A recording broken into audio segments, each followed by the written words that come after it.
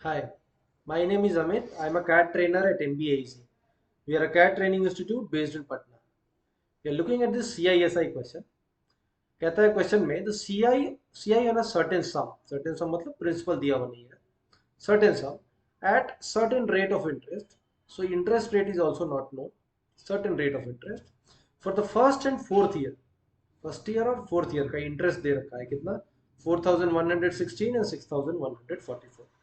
सो principal certain P है, मुझे नहीं पता, interest rate some R percent per annum है, और फर्स्ट ईयर का सी आई है 4116 रुपीज, और फोर्थ ईयर का इंटरेस्ट रेट है 6144 रुपीज. ये दो दे रखा है और पूछा है प्रिंसिपल बताइए. We have to find principal. Now before taking up this question, let us take a simple example to understand the idea behind this question. So let's say my principal is 1000 rupees. हमारा interest rate मान लेते हैं 10% है, 10% compounded annually. सो पहले साल interest हमारा, अगर ये प्रिंसिपल है, पहले साल इंटरेस्ट जो लगेगा इसका 10% यानी 100 रुपीज. क्यूमुलेटिव अमाउंट 100 प्लस 1000 कितना हो जाएगा 1100. सेकेंड ईयर चूंकि कंपाउंडेड एनुअली है तो एक साल के बाद प्रिंसिपल बदल जाएगा. जो पहले ईयर के बाद जो क्यूमुलेटिव अमाउंट है वो नेक्स्ट ईयर का प्रिंसिपल हो जाता है, वो मालूम होगा. सो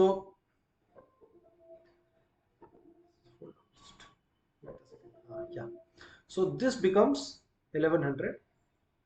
नाउ इंटरेस्ट कितना हो जाएगा इसका 10% यानी 110. अब हमारा क्यूमुलेटिव अमाउंट कितना हो जाएगा 1000 प्रिंसिपल था, 2 साल का इंटरेस्ट 100 प्लस 110 210, 1000 प्लस 210 1210, या 1100 प्लस 110 1100 प्लस 110 1210.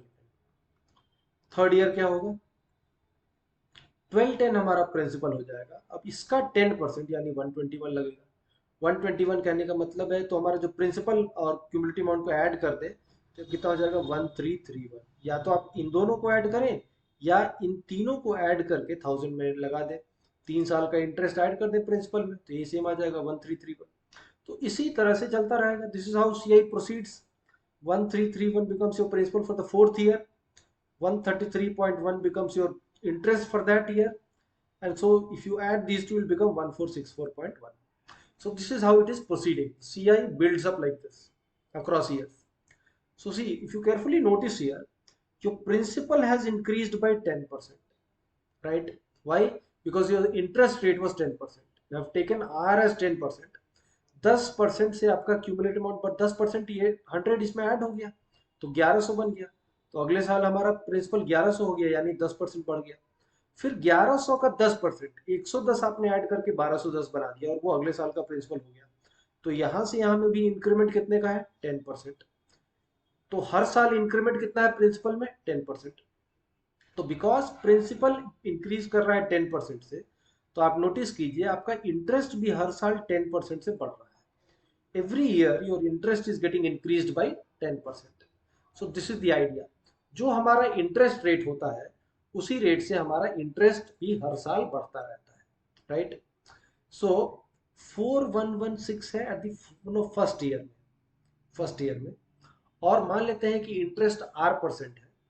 तो नेक्स्ट ईयर जो इंटरेस्ट होगा सेकेंड ईयर का interest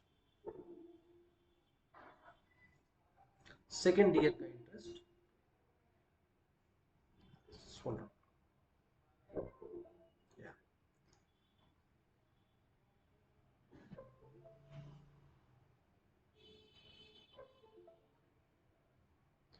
Wait a second, something wrong with the cursor here. Yeah. So second one, right? Second year का जो इंटरेस्ट होगा वो कितना हो जाएगा इससे R% बढ़ के. R% अगर हमारा इंटरेस्ट रेट है तो 4116 into 1 plus R by 100. R% बढ़ता है तो किससे मल्टीप्लाई करते हैं 1 plus R by 100. Third year interest जो होगा इसमें 1 प्लस आर अपॉन 100 से और मल्टीप्लाई कर देंगे तो 4116 इंटू 1 प्लस आर अपॉन 100 का स्क्वायर. फोर्थ ईयर जो इंटरेस्ट हो जाएगा C I, that will be 4116 into 1 plus R upon 100 का पावर 3, और इसकी वैल्यू दे रखी है कितना 6144. अब इसी इक्वेशन से हम आर निकाल लेंगे. so यहाँ से हमारा आ जाएगा 1 plus R upon 100 to the power 3 is 6144 divided by 4166. 12 से देखिए चला जाएगा, 12 से 5 टाइम्स 60, 1 4, 12 1 जा 12, 2 4, 12 2 जा 24, 12 से देखिए 12 3 जा 36, 5 6, 12 4 जा 48 है ना, एंड 12 1 जा 12 3 जा 36, 5 6, 12 4 जा 48 ना, और 3 टाइम 36, राइट, समझ में आ रहा है? So this is 343.